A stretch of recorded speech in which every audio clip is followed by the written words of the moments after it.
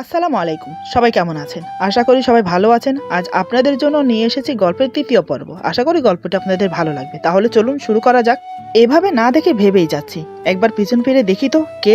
মনে সাহস নিয়ে ধীরে ধীরে পিছন ফিরে তাকালাম। তাকিয়ে চমকে দুহাত পিছনে গেলাম। যে ভয়টা পেয়েছি সেটা না হলেও তার চেয়ে বড় ভয়। যে আমার সামনে দাঁড়িয়ে আছে তার মুখোমুখি হতে হবে ভাবতে পারিনি। কিন্তু সে এখানে কি করছে? আমি চোখ গোল গোল করে সামনের দিকে তাকিয়ে আছি। মুখ দিয়ে বলার মতো কোনো শব্দ পাচ্ছি না। আমার সামনে যে দাঁড়িয়ে আছে সে আর কেউ নয়, আমার মামাতো বোন রিয়া। সে জিজ্ঞাসু দৃষ্টি নিয়ে আমার দিকে তাকিয়ে আছে। নীরবতা ভেঙে আমি বললাম, কি ব্যাপার, এত রাতে তুমি এখানে? রিয়া ভুরু কুচকে বলে, আমি কেন এখানে সেটা পরে বলছি, তার আগে তুমি বলো এত রাতে কোথায় যাচ্ছ? প্রায় কয়েকদিন ধরে দেখছি প্রতিদিন রাতে তুমি বেরিয়ে যাচ্ছ। প্রথম রাতে যখন দেখেছি তেমন কিছু ভাবিনি আমি। ভেবেছি হয়তো একটু ঘুরতে বের হচ্ছ, কারণ তুমি শহরে থাকো। শহরের মানুষ এত তাড়াতাড়ি ঘুমায় না, সেটা ভেবে মনকে সান্ত্বনা দিলাম। কিন্তু যখন একে একে কয়েক রাত তোমাকে বেরিয়ে যেতে দেখি আমার মনে সন্দেহ হলো। তুমি বেরিয়ে যাওয়ার পর আমি প্রায় ঘন্টাখানেক তোমার জন্য ওয়েট করে ঘুমোতে চলে যাই, কিন্তু তুমি আসো না। এখন বলো তো, এত রাতে তুমি কোথায় যাও? আমি ওর কথা শুনে একটু অবাক হলাম। তার মানে রিয়া আগে থেকেই জানে প্রতি রাতে আমি বাহিরে যাই। সেটা ভাবলাম ওর কাছে লুকিয়ে আর লাভ নেই। ওরও জানা উচিত ও যে আমাকে মনে মনে ভালোবাসে, সেটা আমি খুব ভালো করে জানি। সেটা বেশি বাড়াবাড়ি পর্যায়ে চলে গেলে সমস্যা হতে পারে, তাই আর আমি গোপন করলাম না। সেই প্রথম দিন স্টেশন থেকে শুরু করে সব কথা ওকে খুলে বললাম। আনুশকা আর আমার মাঝে একটা ভালোবাসার সম্পর্ক হয়েছে সেটাও বললাম। সব শুনে রিয়া হাঁ হয়ে আমার দিকে তাকিয়ে থাকে। ওর চোখ দিয়ে টপ টপ করে জল পড়ছে। ওর মুখে হারানোর দুঃখ কষ্ট, তার সাথে ভয়ের ছাপও ফুটে উঠেছে। আমি বুঝতে পারছি আমার কথায় ওর মন ভেঙে গেছে। ও শক্ত পাথরের মতো দাঁড়িয়ে আছে আমার দিকে তাকিয়ে। আমি ওর মনের অবস্থা বুঝতে পেরেও না বোঝার ভান করে বললাম, রিয়া রাগ করো না, আমার এখন সময় নেই হাতে, আমি এখন যাই, এমনিতে অনেক দেরি হয়ে গেছে। এই বলে সাইকেল ঘুরিয়ে যেতে যাব, ঠিক তখনই রিয়া আমার হাত চেপে ধরে। আমি একটু বিরক্ত হয়ে বললাম, আবার কি হলো? তোমাকে তো সব বললাম, আমার অলরেডি অনেক দেরি হয়ে গেছে। ওইদিকে আনুশকা আমার জন্য ওয়েট করছে। রিয়া কাপা কাপা গলায় বলে, তুমি আজ যাবে না? আমি অবাক হয়ে বললাম, কি বলছো তুমি? আমি যাব না? কিন্তু কেন? রিয়া বলে, আমি তোমাকে যা বলবো তুমি হয়তো বিশ্বাস করবে না, তাই বলছি তুমি এখন যাবে না, তুমি বরং কাল সকালে যাও। আমি বললাম, কিন্তু আনুশকা তো আমাকে দিনে যেতে বারণ করেছে, বলেছে আমি যেন দিনে না যাই, লোকে দেখলে খারাপ ভাববে। রিয়া বলে, আমার অনুরোধ, তুমি আর যাবে না, কাল সকালে যেও। আমি বললাম, কিন্তু কেন যাব না সেটা তো বলবে। রিয়া বলে, আমি যা বলবো তুমি বিশ্বাস করবে? আমি বললাম, বিশ্বাস অবিশ্বাসের ব্যাপারটা পরে আসছে, তুমি আগে বলো। রিয়া বলে, ঠিক আছে, আমি তোমাকে সব বলবো, তবে আমাকে ছুঁয়ে কথা দাও, তুমি এমন কিছু করবে না যার জন্য আমাদের সবাইকে কষ্ট পেতে হয়। রিয়ার কথায় আমি ধন্দে পড়ে গেলাম। কি এমন কথা ও আমাকে বলতে চাচ্ছে? আমাকে ভাবতে দেখে রিয়া বলে, কি হলো, আমাকে ছুঁয়ে কথা দাও। আমি ওর কথায় ওর হাত শক্ত করে ধরে বললাম, বেশ, আমি কথা দিচ্ছি, এমন কিছু করব না যাতে সবাই কষ্ট পায়। রিয়া বলে, তাহলে চলো আমরা ওইদিকে গিয়ে বসি। আমরা দুজন এক জায়গায় গিয়ে বসলাম। আকাশে চাঁদ নেই আজ, চারিপাশে কালো মিশমিশে অন্ধকার, মনে হচ্ছে আজ কাল রাত্রি। অন্ধকারের মাঝে ঝিঝি পোকাগুলো জ্বলে জ্বলে আলো দিচ্ছে। আবহাওয়াটা বেশ ভালো, ঠান্ডা ঠান্ডা বাতাস বইছে। আনুশকার কথা খুব মনে পড়ছে, আজ ওকে কাছে পাবো না, ওর জন্য মনটা খুব ছটফট করছে। কিন্তু রিয়া আমাকে কেন বাধা দিল? কি এমন রহস্যময় কথা ও বলতে চায়? আমি আর রিয়া বসে আছি। রিয়া বলতে শুরু করলো, প্রথমত তোমাকে একটা কথা ক্লিয়ার করে বলি, আমি তোমাকে অনেক আগে থেকে ভালোবাসি। এবার তুমি আসাতে আমি খুব খুশি হয়েছি। আমি কত বোকা, আমি ভেবেছি আমার মতো তুমিও আমাকে ভালোবাসো, কিন্তু আমার ধারণাটা আজ ভুল হয়ে গেল। আচ্ছা ছাড়ো আমার কথা, যা আমার সাথে হয়েছে সেটা আমার ভাগ্য, তবে আমি তোমাকে ভালোবাসি, ভালোবেসে যাব। আমার জীবনে তুমি ছাড়া আর কোনো অস্তিত্ব থাকবে না। আমি শুধু আমার কথাই বলে যাচ্ছি, আসল কথাই বলছি না। আমি জাতক পাখির মতো ফেল ফেল করে তাকিয়ে আছি ওর মুখের দিকে। রিয়া আবার বলতে শুরু করলো, তুমি যে আনুশকার কথা বলছো তাকে আমি চিনি। আমি আর সে একই কলেজে পড়তাম। পড়তাম বলতে এখন আমি পড়ি, সে পড়ে না। এবার আমি কথা না বলে থাকতে পারলাম না, কারণ আনুশকা বলেছে সে পড়ে। আমি বললাম, পড়তো মানে সে তো এখনো পড়ে, তাই না? আনুশকা তো আমাকে তাই বলল। রিয়া বলে, আমার কথা এখনো শেষ হয়নি। আজ থেকে 2 বছর আগে আনুশকা আমার সাথে পড়তো। ওর একটা বয়ফ্রেন্ড আছে, ওর নাম সুজন। ছেলেটা দেখতে বেশ ছিল। দুজন একসাথে দাঁড়ালে মনে হতো ওরা একে অপরের জন্য সৃষ্টি হয়েছে। দুজন দুজনকে অনেক ভালোবাসতো। একদিন রাতে আনুশকা তার বয়ফ্রেন্ডের সাথে বৃষ্টিতে ভেজে। সেদিন প্রচুর বৃষ্টি হয়েছিল, সারা রাত দুজন বৃষ্টিতে ভিজেছে। সেই বৃষ্টিতে ভেজার কারণে আনুশকার খুব জ্বর হলো, তার সাথে ঠান্ডা। 3 দিনের জ্বরে আক্রান্ত হয়ে মেয়েটা মারা যায়। আনুশকা মারা যাওয়ার পর ওর বয়ফ্রেন্ড পাগল হয়ে যায়। আনুশকার মারা যাওয়াটা ও মেনে নিতে পারেনি। ছেলেটা পাগল হয়ে গেল আমাদের চোখের সামনে। শুধু তাই নয়, আনুশকার দাদি ছিল, তিনিও আনুশকার শোকে 2 মাসের মাথায় মারা যায়। কারণ তিনি আনুষ্কাকে খুব ভালোবাসতেন। তবে আনুষ্কা মরেও এখনো আত্মা হয়ে ফিরে আসে প্রতি রাতে, সাথে ওর দাদিও। ওদের বাড়িতে একটা নয়, মোট 3টা কবর আছে। একটা ওর মায়ের কবর, আর বাকি 2টা আনুষ্কা আর আনুষ্কার দাদির। আনুষ্কা প্রতি রাতে ফিরে আসে বৃষ্টিতে ভিজে। এই দৃশ্য এলাকার অনেকেই দেখেছে, তাই সন্ধ্যার পর থেকে ওই রাস্তা দিয়ে কেউ যাতায়াত করে না। তুমি যে বললে যেদিন তুমি আসছিলে সেদিন খুব বৃষ্টি হচ্ছিল, আসলে সেদিন কোনো বৃষ্টি হয়নি। ওইটা ছিল আনুষ্কার মায়া সৃষ্টি করা। আমি স্তব্ধ হয়ে শুনে গেলাম সব। ওর কথাগুলো শুনতে শুনতে আমার চোখ দিয়ে টপটপ করে জল পড়ছিল। আমি আমার নিজের কানকে বিশ্বাস করাতে পারছি না। এতগুলো দিন আমি আনুষ্কার সাথে কাটিয়েছি, সে আনুষ্কা নাকি মৃত। এটাও কি আমাকে বিশ্বাস করতে হবে? রিয়া কি আমাকে সব সত্যি কথা বলছে? ও আমাকে ভালোবাসে বলে মিথ্যে গল্প শোনাচ্ছে না তো? আমি ভাবতে পারছি না কিছু। মুহূর্তের মধ্যে আমার মন ভেঙে চুরমুচুর হয়ে গেল। আমার স্বপ্ন আকাঙ্ক্ষা সব ভেঙে টুকরো টুকরো হয়ে গেল। আমি নড়তে পারছি না জায়গা থেকে। রিয়া বলে, আমি জানি আমার কথাগুলো শুনে তোমার খুব কষ্ট হচ্ছে। যা সত্যি তাই বলেছি। হয়তো তুমি বিশ্বাস করতে পারছো না। যে মেয়েটার সাথে এতদিন তুমি দেখা করে আসছো, সে এক অশরীরী। যাকে এতটা ভালোবাসলে সে এই জগতে প্রাণী নয়। যে জায়গায় গিয়ে তুমি প্রতিটা রাত কাটিয়ে এসেছো, সেখানে ঘরবাড়ির কোনো অস্তিত্ব নেই। কাল সকালে গিয়ে দেখে এসো। আমি তখনও কোনো কথা বলছি না। আমার ইচ্ছে করছে কাউকে শক্ত করে জড়িয়ে ধরে চিৎকার করে কান্না করি। আমার পরিস্থিতি বুঝতে পেরে রিয়া আমার হাতের উপর হাত রেখে বলে, আলো, তুমি ঠিক আছো তো? আমি যেন এটার জন্যই অপেক্ষা করছিলাম। রিয়া আমাকে একথা বলতে না বলতেই আমি ওকে শক্ত করে জড়িয়ে ধরে কান্নায় ভেঙে পড়ি। মেয়েরা সামান্য কষ্টে কান্না করে, আর একটা পুরুষ তখন কান্না করে যখন সে অতিরিক্ত মনে আঘাত পায়, যখন সে কাউকে অতিরিক্ত ভালোবাসে, যখন সে তাকে হারিয়ে ফেলে। আমি রিয়াকে জড়িয়ে ধরার সাথে সাথে রিয়াও আমাকে জড়িয়ে ধরে। দুজনের ব্যথাই একই। এখানে কে কাকে সান্ত্বনা দেবে? একটা ছেলে কতটা ভালোবাসলে সে এভাবে ভেঙে পড়ে। রিয়া বুঝতে পারলো আমি আনুষ্কাকে কতটা ভালোবাসি। সে নিজেকে স্বাভাবিক করে বলে, আলো, এভাবে ভেঙে পড়ো না, সব ঠিক হয়ে যাবে। একটা কথা সবসময় মাথায় রাখবে, জীবনে কোনো সুখ চিরস্থায়ী হয় না। মুরব্বীরা একটা কথা বলে, আল্লাহ যা করেন ভালোর জন্য করেন। হয়তো এটা তোমার জীবনের ভূমিতব্য ছিল। আমি বললাম, কেন আমার সাথে এমন হলো? আমি জেনে শুনে তো কারোর কোনো ক্ষতি করিনি। রিয়া, তুমি বলো সব কিছু মিথ্যে। আমি যে কোনোভাবে বিশ্বাস করতে পারছি না। তারপর আমি রিয়া থেকে আলিঙ্গন মুক্ত হয়ে বললাম, আমি জানি তুমি আমাকে মিথ্যে কথা বলছো। আমি কি বোকা, তোমার কথা বিশ্বাস করে যাচ্ছি? মরা মানুষ কখনো জীবিত হয় নাকি?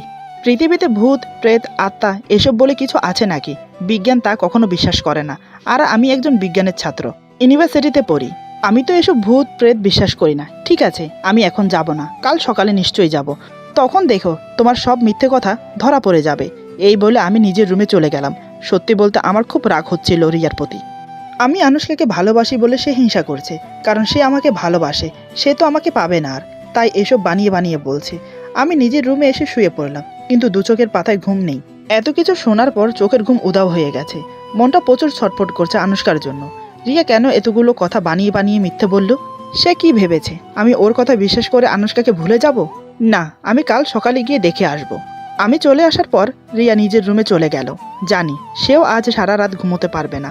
ভালোবাসার মানুষ হারানোর কষ্ট অনেক কষ্টদায়ক হয়। যে হারায় সে বোঝে। সারা রাত আমি আর রিয়া দুজনেই ঘুমোতে পারিনি। সকালে আমি ঘুম থেকে উঠে ফ্রেশ হয়ে সাইকেল নিয়ে বেরিয়ে পড়লাম। নাস্তা পর্যন্ত করিনি। আমাকে এভাবে হন্তদন্ত হয়ে বেরিয়ে যেতে দেখে সবাই অবাক। আমার দিকে হাঁ হয়ে তাকিয়ে থাকে, কেউ কিছু বলে না। আমি যেতে যেতে ভাবছি রিয়া যা বলেছে তা যেন মিথ্যে হয়। মনে মনে এই দোয়া করছে আল্লাহর কাছে একসময় আমি সেই জায়গায় পৌঁছে যাই। গিয়ে যা দেখলাম সেটা আমি কখনোই আশা করিনি। আমার মাথা ভোঁ ভোঁ করে ঘুরছে সামনের দৃশ্য দেখে। যেখানে আমি ঘর ভেবে রাত কাটিয়েছি সেখানে 2টো কবর, তার থেকে আরেকটু দূরে একটা কবর। সেটাই হয়তো আনুষ্কার মায়ের কবর। আনুষ্কা আর আনুষ্কার দাদির কবর পাশাপাশি। জায়গাটা পুরো বনজঙ্গলে ভর্তি, ঘরবাড়ির চিহ্ন মাত্র নেই। রিয়া আমাকে ঠিকই বলেছে, তার মানে আমি প্রতিদিন রাতে এই কবরস্থানে এসে রাত কাটাতাম। আর ভাবতে পারছি না। হঠাৎ মাথাটা ঘুরে পড়ে গেলাম। আমি অজ্ঞান হয়ে মাটিতে লুটিয়ে পড়লাম। হাতে গোনা 3 দিন পর আমার জ্ঞান ফিরল। জ্ঞান ফেরার পর জানতে পারলাম আমি অজ্ঞান হওয়ার পর কয়েকজন লোক এসে আমাকে নানার বাড়িতে দিয়ে যায়। আর আমার এই পরিস্থিতি কেন হলো সেই বিষয়ে সবকিছু খোলাসা করে রিয়া। আমি অজ্ঞান অবস্থায় থাকাকালীন রিয়া বাড়ির সবাইকে সবকিছু খুলে বলে। ঘটনাটা সবাই শুনে অবাক। মামা বলল, ওকে আর এখানে রাখা ঠিক হবে না, ওকে ঢাকা পাঠিয়ে দেওয়াই বেটার হবে। নানা ভাই বলল, তা তো ঠিক আছে, কিন্তু ওকে আরেকটু সুস্থ হতে দে। নানা ভাইয়ের কথা শুনে রিয়া বলে, দাদু, আমি বলছি কি, আলোর সাথে আমি থাকি, দেখি ওকে বুঝিয়ে সুজিয়ে এসবের থেকে বের করতে পারি কিনা।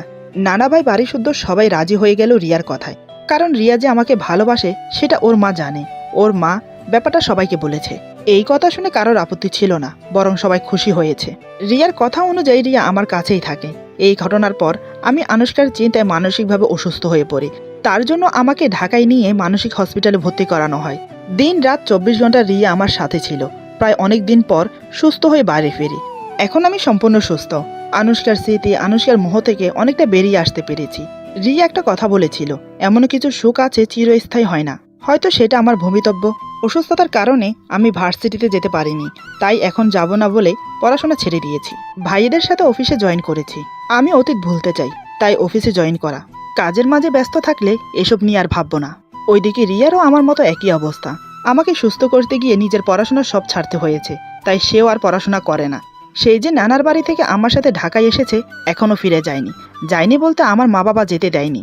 একটা মেয়ে কাউকে ভালোবাসলে কতটা স্যাক্রিফাইস করতে পারে সেটা রিয়াকে দেখলে বোঝা যায়। সে আমার জন্য নিজের কেরিয়ার বরবাদ করে দিল। সে কি আমাকে এখনো ভালোবাসে? কিসের আশায় সে এত কিছু করলো আমার জন্য? কি পাবে সে আমার কাছে? এসব ভাবছি সন্ধ্যার মুখে বারান্দায় দাঁড়িয়ে দাঁড়িয়ে। আর তন্ময় হয়ে বাইরের দৃশ্য দেখছি। এমন সময় রিয়া আমার রুমে আসে, হাতে করে আমার জন্য কফি এনেছে। বারান্দায় এসে আমাকে বলে, তোমার কফি। ওর কথা শুনে আমি ওর দিকে ফিরে তাকালাম। এইমাত্র মেয়েটাকে নিয়ে ভাবছি, আর অমনি সে এসে হাজির। হায়াত অনেক লম্বা। আমাকে ওভাবে তাকিয়ে থাকতে দেখে রিয়া বলে, অমন করে তাকিয়ে কি ভাবছো?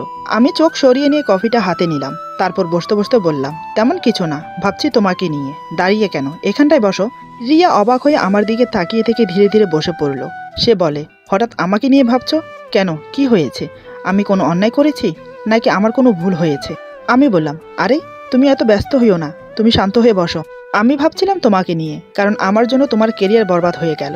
আমার জন্য তোমার পড়াশোনা ছাড়তে হলো। আমার জন্য তোমার মন ভেঙেছে। আমার জন্য তুমি অনেক কষ্ট করেছো। আজ আমার সুস্থ হওয়ার পিছনে একমাত্র তোমারই অবদান। তুমি যদি তখন থেকে আমার সঙ্গ না দিতে, তাহলে হয়তো আমি কোনোদিনই সুস্থ হতাম না। রিয়া বলে, এমন করে বলছো কেন? তোমার জন্য আমার কোনো কিছুই বরবাদ হয়নি। তোমার জন্য যে এতটুকু করতে পেরেছি, তাতেই আমি অনেক খুশি। আমি বললাম, এখন কি ভাবছো, কি করবে? রিয়া বলে, কিসের কথা বলছো? আমি বললাম, তোমার কথা বলছি। এখন কি আবার পড়াশোনা শুরু করবে? তুমি চাইলে কিন্তু করতে পারো। রিয়া বলে, 1 বছর পিছিয়ে গেছে, তাই আর ইচ্ছে নেই পড়াশোনা করার। আমি বললাম, তাহলে কি করবে ভাবছো? রিয়া বলে, কিছু করার ইচ্ছে নেই, যেভাবে আছে সেভাবেই ভালো আছি। আমি বললাম, তা বললে কি হয়? জীবন তো এক জায়গায় থেমে থাকে না। কিছু করার যখন মন নেই, তাহলে একটা কাজ করতে পারো। রিয়া বলে, কি? আমি বললাম, বিয়ে করে নাও। আমার কথা শুনে রিয়া আমার দিকে তাকিয়ে থাকে। আমি বললাম, আরে আমি খারাপ কি বললাম? তোমারও তো বিয়ের বয়স হয়েছে নাকি?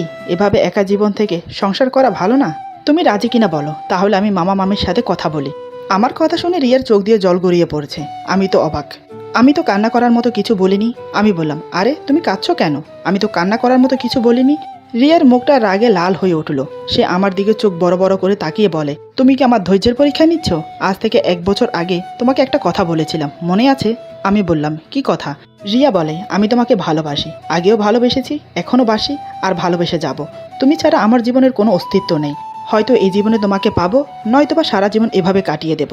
তাই তোমার কাছে অনুরোধ করছি হাত জোর করে, আমি যেমন আছি আমাকে তেমন থাকতে দাও। বিয়ের কথা আর কখনো বলবে না। এই বলে কান্না করতে করতে মেয়েটা ছুটে চলে গেল। এটা কি হলো? বুঝতে পারলাম রিয়া আমাকে খুব ভালোবাসে। কিন্তু আমি কি করব? আমার জীবনে যে তুফান বয়ে গেছে, সেই তুফান যে আমার সব কিছু ওলটপালট করে দিয়ে গেছে। এসব ভাবতে ভাবতে কফি খাচ্ছিলাম। এমন সময় মা আমার সামনে এসে বসে। মাকে দেখে আমি একটু অবাকই হলাম। এই সময় মা আমার রুমে কখনো আসে না। আমি বললাম, মা এ সময় তুমি হঠাৎ কিছু বলবে কি? মা বলে, হ্যাঁ বলতেই তো এসেছি। আমি বাইরে থেকে তোর আর রিয়ার সব কথা শুনেছি। মেয়েটা তোকে সত্যিই ভালোবাসে। তোর জীবনটার সাথে ওর জীবন জুড়ে গেছে। তুই যেভাবে অসুস্থ হয়ে পড়েছিলি, আমরা তো হাল ছেড়ে দিয়েছিলাম। একমাত্র রিয়া তোর পাশে থেকে তোকে সুস্থ করে। সে বলেছিল আমাদেরকে, আমরা যেন চিন্তা না করি, তুই ঠিক সুস্থ হয়ে উঠবি। দিন রাত 24 ঘন্টা তোর পাশে থেকে তোর সেবা করেছে। একটা মেয়ে একটা ছেলেকে কতটা ভালোবাসলে তার জন্য সবকিছু ত্যাগ করতে পারে, তা আমি রিয়াকে দেখে বুঝেছি। এরপর মা আমার হাত ধরে বলে, বাবা জীবন সবার থেমে থাকে না, তাকে আগে বাড়াতে হয়। মানুষের জীবন কত কিছুই না ঘটে। মানুষ কি সেসব মনে রেখে পিছনে পড়ে থাকে? সব ভুলে গিয়ে নতুন করে শুরু করে। তুইও তাই কর বাবা, আমরা চাই তুই সুখী হ। আমাদের অনুরোধ তোর কাছে, তুই রিয়াকে বিয়ে কর। মায়ের কথা শুনে একটু অবাক হয়ে মায়ের দিকে তাকিয়ে রইলাম, তবে কিছু বললাম না। মা বলে, মেয়েটা তোকে অনেক ভালোবাসে। সে নিজের জীবন তোর জন্য অপেক্ষা করে এভাবে কাটিয়ে দেবে, কিন্তু বিয়ে বসবে না। ওর জীবনটা এভাবে নষ্ট হতে দিস না বাবা, রাজি হয়ে যা। মায়ের কথা রাখ। সব মা বাবাই চায় তার ছেলে সুখী হোক, আমরাও চাই। আমি কোনোদিনও মা বাবার অবাধ্য হইনি। তাই মায়ের মুখের দিকে তাকিয়ে আজও পারলাম না। মুখে না বললেও মনে মনে বললাম, ঠিক আছে মা, তোমরা যা বলবে তাই হবে। এই বলে মা চলে গেল। দেখতে দেখতে রাত হয়ে গেল। রাতের খাবার খেতে বসে রিয়াকে দেখতে পেলাম না। মাকে জিজ্ঞেস করতেই তিনি বলেন, আমি কি করে বলবো, তোর সাথে রাগ করে খেতে আসেনি। আমি বললাম, ঠিক আছে তোমরা খেয়ে নাও, আমি দেখছি। এই বলে ওর রুমে গেলাম। দেখি মেয়েটা রুমে নেই, যত সম্ভব ছাদে হবে, তাই ছাদে চলে গেলাম। গিয়ে দেখি বসে আছে আনমনা হয়ে, আকাশের দিকে তাকিয়ে আছে। আমি ধীরে ধীরে ওর পাশে গিয়ে বসি। আমার দিকে এক নজর দেখে আবার চোখ সরিয়ে নেয়। আমি বললাম, কি হলো, এখানে বসে আছো কেন, খাবে না? রিয়া বলে, আমার খিদে নেই। আমি বললাম, তুমি কি আমার উপর রাগ করে আছো? রিয়া বলে, না, তোমার উপর কেন আমি রাগ করব। আমি কিছুক্ষণ ওর দিকে তাকিয়ে থাকি। বুঝলাম ওর চোখের কোনো জল চকচক করছে। আমি ওর হাত ধরে শক্ত করে। রিয়া কিছু বলে না, চুপচাপ বসে আছে। আমি ওর হাতে একটা চুমু খেয়ে বললাম, এই আমার দিকে তাকাও। আমার কথা শুনে রিয়া আমার দিকে তাকায়। এখন আমরা দুজন একে অপরের চোখের দিকে তাকিয়ে আছি। আমি বললাম, ভালোবাসো আমাকে? রিয়া বলে, হুম। আমি বললাম, বিয়ে করবে আমাকে? বিয়ের কথা শুনে রিয়া হাঁ হয়ে থাকে। ও চোখ বড় বড় করে নেয়। আমি বললাম, হাঁ হয়ে আছো কেন, বলো, বিয়ে করবে আমাকে? রিয়া অভিমানের সুরে বলে, তুমি তো আমাকে ভালোবাসো না, বিয়ে করবো কি করে? আমি ওর হাত ধরেছিলাম। ওর কথা শুনে অন্য হাত দিয়ে হাত বুলাতে বুলাতে বলি, ভালোবাসি না? তাতে কি হয়েছে, তুমি তো আমাকে ভালোবাসো। তোমার ভালোবাসা দিয়ে না হয় আমার ভালোবাসা জয় করো। এখন বলো, বিয়ে করবে আমাকে? রিয়া কাঁদো কাঁদো মুখ নিয়ে উপর নিচ মাথা নাড়ে। আমি ওর কপালে কিস করে বললাম, ছেড়ে যাবে না তো? রিয়া বলে, না। আমি বললাম, কখনো কষ্ট দেবে না তো? রিয়া বলে, কখনো দেব না। আমি বললাম, যদি তুমি আমাকে ছেড়ে চলে যাও তাহলে কিন্তু আমি মরে যাব। এই কথা শোনার সাথে সাথে রিয়া আমার বুকে ঝাঁপিয়ে পড়ে কান্নায় ভেঙে পড়ে। সে আমাকে শক্ত করে জড়িয়ে ধরে বলে, আমি তোমাকে ছেড়ে কখনো যাব না। আমি তোমাকে অনেক ভালোবাসি, অনেক। আর কখনো মরার কথা বলবে না। তোমার আগে যেন আমার মৃত্যু হয়। আমি বললাম, আরে পাগলি, তুমি মরলে আমাকে ভালোবাসবে কে? আমাকে ভালোবাসার জন্য তোমাকে যে থাকতে হবে। কান্না বন্ধ করো। এই বলে ওর দু চোখের পাতায় আলতো করে কিস করি। আমার ছোঁয়া পেয়ে রিয়া তিত্তির করে কাঁপছে। সে চোখ বন্ধ করে নেয়। আজ আমার মনে সেই অতীতে ফেলে আসা ফিলিংসটা জেগে উঠেছে রিয়ার প্রতি। আমি ওকে আমার বুকে শক্ত করে জড়িয়ে ধরলাম। রিয়া আমাকে বাধা দিল না। আমিও সাহস পেয়ে গেলাম। এবার আমি ধীরে ধীরে ওর কপালে চুমো খেয়ে ওর ঠোঁটে আলতো করে কিস করি। সে লজ্জা পেয়ে সরে যায়। আমি ওর কানে ফিসফিস করে বলি, লজ্জা পেয়ে কোনো লাভ নেই। আজ থেকে বিয়ের জন্য প্রস্তুতি নিতে শুরু করো। এখন লজ্জা পেয়ে সরে যাচ্ছ, কিন্তু বাসরাতে সরে গেলে চলবে না। তখন কিন্তু আমার সব চাই। এখন চলো, খাবে। ততক্ষণে মা বাবার খাওয়া দাওয়া শেষ হয়ে গেছে। আমাদের দুজনকে একে অপরের হাত ধরে নেমে আসতে দেখে তারা যা বোঝার বুঝে গেল। তার পরের দিন থেকে শুরু হলো বিয়ের আয়োজন। খুব ধুমধামের সাথে আমাদের বিয়ে হলো। রিয়াকে খুব সুন্দর করে সাজিয়ে বাসর ঘরে দেওয়া হলো। রাত 12টার দিকে আমি রুমে প্রবেশ করলাম। দরজা লাগিয়ে ওর পাশে গিয়ে বসলাম। রিয়া উঠে এসে আমাকে সালাম করলো, কিন্তু এক হাত মাথার ঘুমটা সরায় না। বুঝলাম আমাকে সরাতে হবে। আমি ঘুমটা সরিয়ে দেখে তো অবাক। ওয়াও, কত সুন্দর লাগছে রিয়াকে। ও যে এত সুন্দর আমি আগে ভালো করে দেখিনি। আমি বললাম, সত্যি রিয়া, তুমি এত সুন্দর, আমি আগে জানতাম না। রিয়া বলে, তুমি তো আমার দিকে ভালো করে তাকিয়ে দেখোনি। আমি বললাম, তাই তো, সত্যিই দেখিনি। আসলে আমার বউটা অনেক সুন্দর। তাহলে আর দেরি কেন বউ, অনেক তো অপেক্ষা করালে, এবার আমাকে ভালোবাসতে দাও। রিয়া বলে, কি বললে? আমি তোমাকে অপেক্ষা করিয়েছি নাকি তুমি আমাকে অপেক্ষা করিয়েছ? আমি বললাম, সরি জান, বাই মিস্টেক বলে ফেলেছি। তুমি আমাকে করাওনি, আমি তোমাকে করিয়েছি। রিয়া বলে, হ্যাঁ, এবার ঠিক আছে। আমি বললাম, তাহলে আদর করি? রিয়া বলে, তুমি না কি আমি নিজেও জানি না। ভালোবাসা কি কেউ বলে বলে করে? আমি বললাম, তাই বুঝি, তাহলে কিভাবে করে শিখিয়ে দাও। রিয়া বলে, ইস, ছোট খোকা, কিছু জানে না। সেদিন রাতে ছাদে নিজের ইচ্ছেতে তো আদর করলে, তখন কি আমাকে জিজ্ঞেস করেছিলে? আর এখন তো বিয়ে হয়ে গেছে, এখন তো আমি তোমার। তুমি আমাকে আদর করতে চাইলেও আমি বাধা দিতে পারবো না। আমি বললাম, ঠিক আছে, তাহলে আর দেরি করব কেন, আমারটা আমি না হয় পুষিয়ে নেই। এই বলে আমি ওকে শুইয়ে দিয়ে ওর বুকের উপর শুয়ে পড়লাম। ওর বুকে মাথা রেখে যেন শান্তি পেলাম। মনে হচ্ছে আমার জীবনে কোনো দুঃখই ছিল না কোনো কালে। রিয়া আমাকে পরম আনন্দে ওর বুকের সাথে জড়িয়ে রাখে। আমি বললাম, রিয়া, তুমি আমাকে কখনো কষ্ট দেবে না তো? রিয়া বলে, তোমাকে কষ্ট দিলে তার চেয়ে বেশি কষ্ট আমি পাবো, কারণ আমি তোমাকে ভালোবাসি। আমি বললাম, আজ বেশি কথা নয়, আজ আমাদের ভালোবাসার রাত, একে অপরকে শুধু ভালোবাসবো।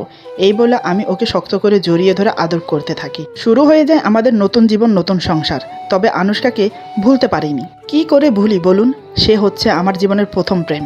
কথায় আছে না, সব ভোলা যায়, কিন্তু প্রথম প্রেম ভোলা যায় না। আজকের গল্প এখানে সমাপ্ত। আশা করি গল্পটি আপনাদের ভালো লাগবে। যদি ভালো লাগে তাহলে লাইক, কমেন্ট এবং সাবস্ক্রাইব করে আমাদের পাশে থাকুন। সবাই ভালো থাকুন, সুস্থ থাকুন। আল্লাহ হাফেজ।